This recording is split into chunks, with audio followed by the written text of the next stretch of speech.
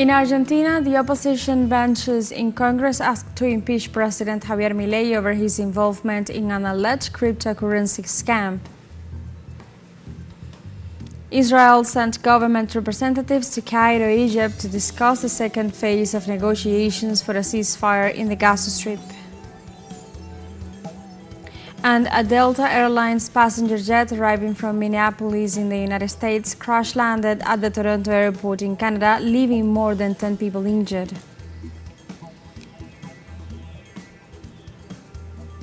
Hello and welcome to From the South. I'm Alejandra Garcia from teleSUR Studios in Caracas, Venezuela. We begin with the news. Stay with us.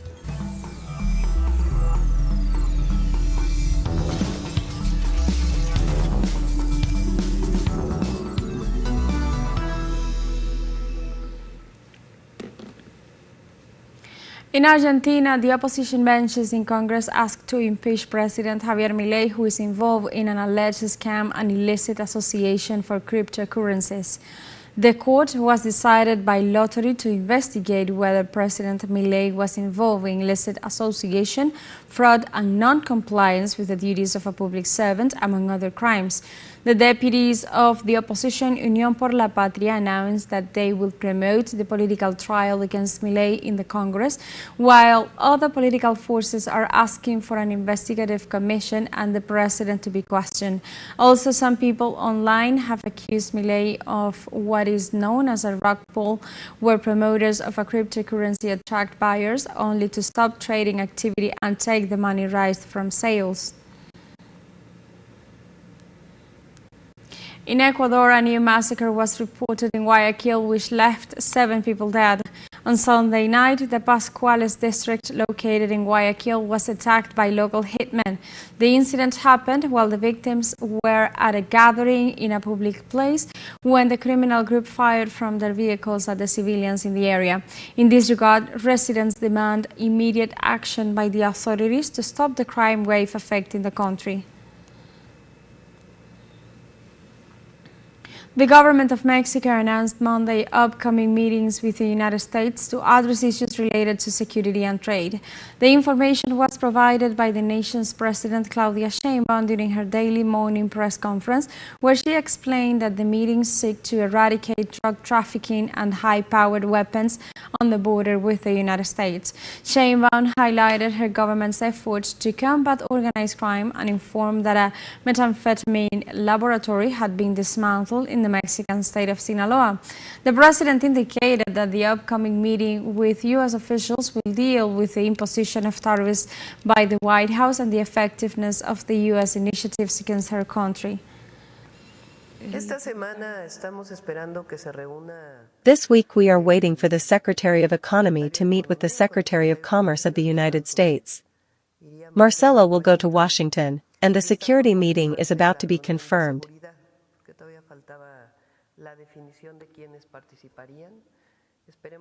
And we are still waiting for the definition of who will participate. Hopefully it will be defined today.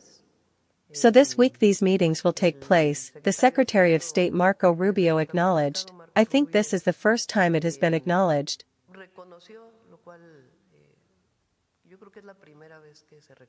That it is not only the issue of drug trafficking but also the issue of weapons from the United States to Mexico. He said it openly in an interview, that we are asking them to participate as well, that weapons from the United States should not enter Mexico.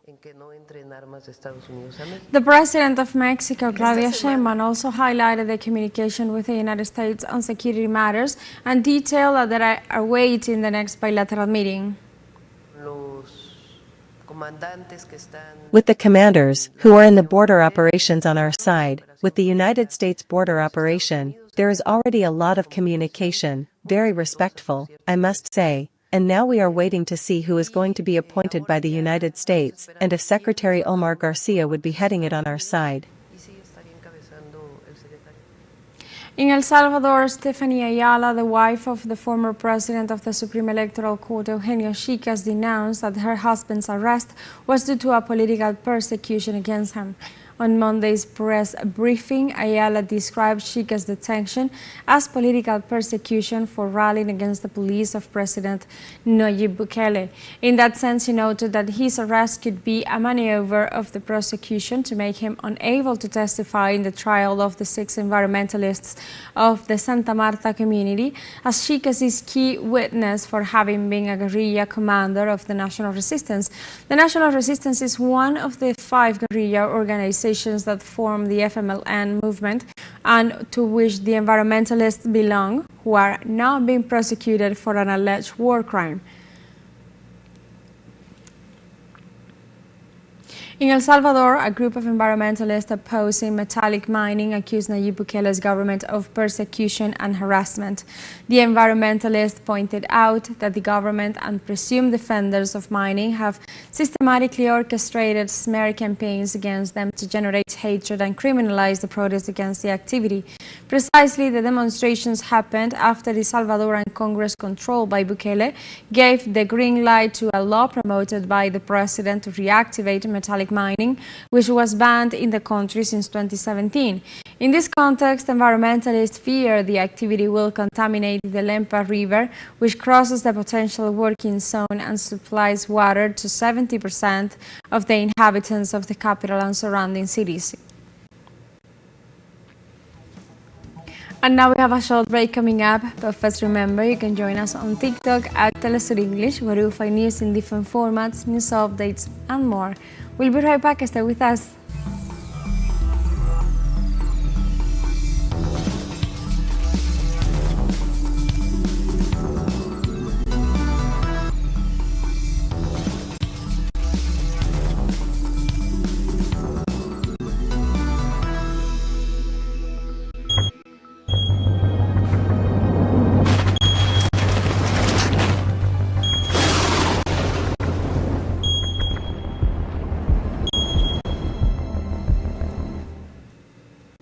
Welcome back to From the South. On Monday, Chilean authorities ordered the closure of national parks in the Los Lagos region, which are threatened by a wildfire spreading from neighboring Argentina. The fire started in the Rio Negro province and could reach Chile during this day due to strong winds. Authorities began to organize an emergency plan for the eventual containment of the flames. Chile's National Forest Corporation informed that the wildfire could spread through Cochamu, a border town in the south of Chile, which stands out for its vegetation, natural landscapes, camping sites and tourist areas. The fire broke out on January 30th in Argentina, and it has already consumed more than 4,000 hectares of vegetation. A 5.1 magnitude earthquake was registered during the early hours of Monday in the state of Oaxaca in southern Mexico. The epicenter of the quake was located in Juchitán de Zaragoza and was reported a few minutes after midnight. So far, no fatalities, injuries or damage to structures have been registered. The Mexican seismic alert system explained that the alarm did not go off because the earth movement had not been intense enough.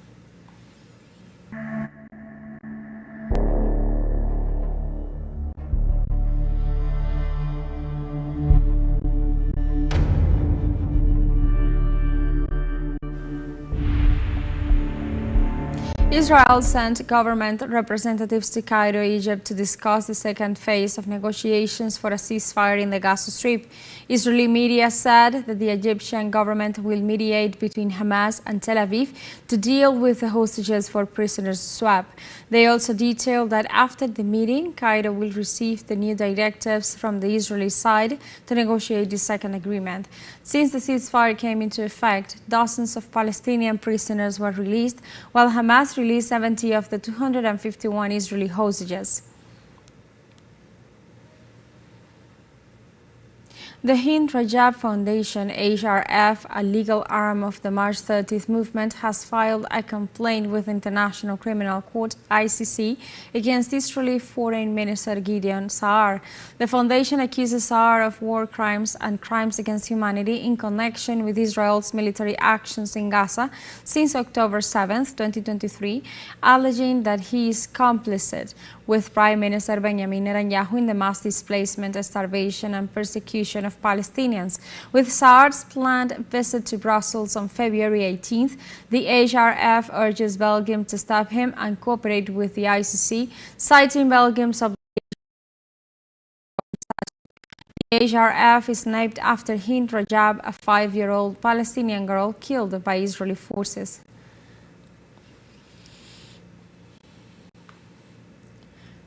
In the Democratic Republic of the Congo, the United Nations denounced the looting of 7,000 tons of food aid for the needy after the entry of M23 rebels into the south of the country. According to the World Food Program, the supplies were intended to provide vital support to the most vulnerable families now facing a growing humanitarian crisis due to the armed conflict in the nation. In this sense, the international agency assured that it is ready to resume food assistance as soon as it is safe to do so. In this context, so far, about 1.65 million people, representing a little more than 20% of the population of South Kivu, have been forced to leave their homes due to the advance of the M23 in the territory.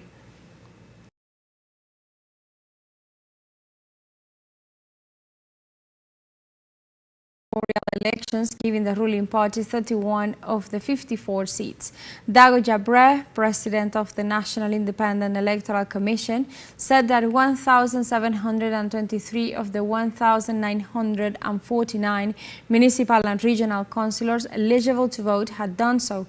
These elections mark the final stage in the drafting of a new constitution promoted by the current president Faure Gnassingbe and largely boycotted by the opposition, which criticizes the changes, that this new constitution could allow the president to circumvent term limits.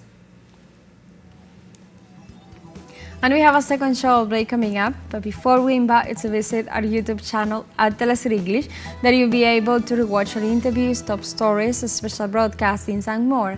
Hit the subscribe button and activate the notification bell to stay up to date on the world's most recent events. Final show break, don't go away.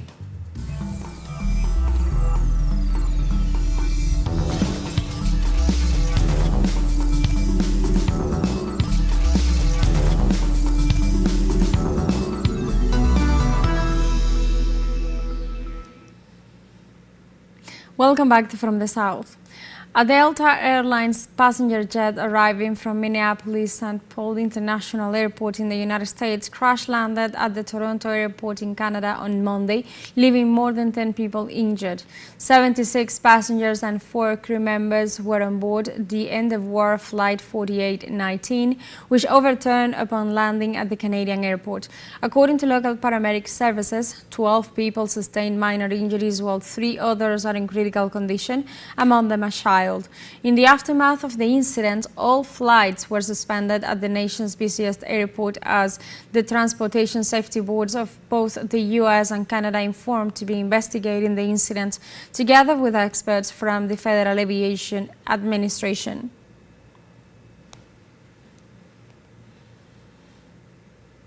Russian and U.S. delegations arrived in Saudi Arabia to hold talks to begin the normalization of relations between the two nations. The meeting, to be held in the Saudi capital Riyadh, will focus on restoring ties between Russia and the U.S. In this regard, the parties will discuss how to start talks on the settlement of the conflict in Ukraine and the organization of a meeting between Presidents Vladimir Putin and Donald Trump. Both leaders held a telephone conversation where they discussed the conflicts in Ukraine and in the Middle East, the exchange of prisoners, the Iranian nuclear program, and bilateral relations. The heads of state also agreed to continue the exchanges and to schedule a face-to-face meeting. On Monday, the Russian Air Defense Forces reported the neutralization of 90 drones of Ukrainian origin in various regions of the country. 30 of the drones in this new attack on the country were shot down over the Sea of Azov, 24 in the Krasnodar region, 15 in Crimea, 7 over the Black Sea, 2 in the Kursk region, 2 in the Rostov region, 1 in the Bryansk region and the rest in Belgorod. Kyiv has made drones its primary strategy for targeting civilian areas, residential areas and basic facilities, and although they have resulted in numerous deaths and injuries, almost all of them civilians, the strategy appears to lack effectiveness and sustainability.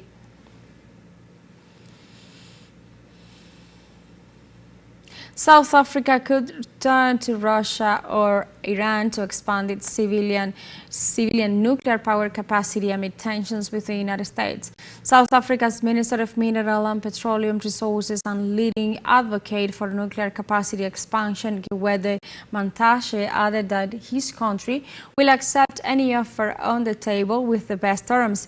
The South African government, which operates Africa's only nuclear power plant, plans to add 2,500 megawatts of new capacity to address the power cuts that have affected the country's economy. This decision could deepen tensions with Washington, which have intensified after President Donald Trump issued a wide-ranging executive order suspending aid to South Africa. In this context, the U.S. Congress ramps up pressure on Ukraine over military aid payments. The congressman warned that Ukraine is expected to repay the investments made in the Ukrainian conflict so that the U.S. can guarantee the continuity of assistance in the future. They also said that the decision came after the Ukrainian leader Volodymyr Zelensky refused to sign a document granting the United States the right to 50% of his country's future mineral reserves in search of a better deal. Congressmen stressed that U.S. citizens deserve to be compensated and deserve to receive some kind of compensation for the billions that have been invested in the war. And Spain said Monday it was too soon to discuss sending its troops to war-torn Ukraine as part of any potential peacekeeping force after Great Britain declared it was ready for such a move. It is too soon at the moment to talk about deploying troops in Ukraine. There is no peace at the moment, and the effort has to be to achieve it as soon as possible, making it clear that we, Europeans, have always wanted peace. Whenever there is talk of any kind of deployment of forces, we have to consider what the mission is, who can make it up, under what flag, with what mandate. So it is legitimate to have this debate in these moments if it brings us closer to peace. But for having a serious debate on that, there are still a lot of hypotheses, and the first one is when we will be able to truly talk about a fair and durable peace.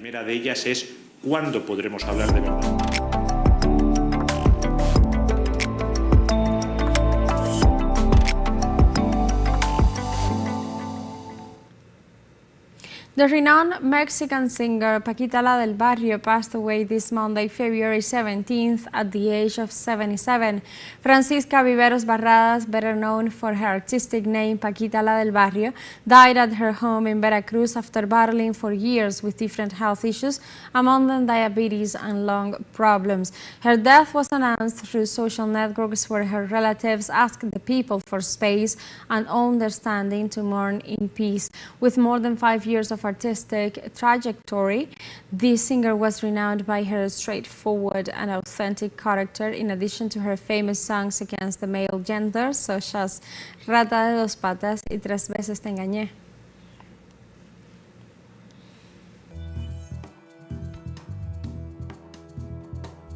You can find these and many other stories on our website at telesurenglish.net, and join us on social media. We are on Facebook, X, Instagram, Telegram and TikTok as well.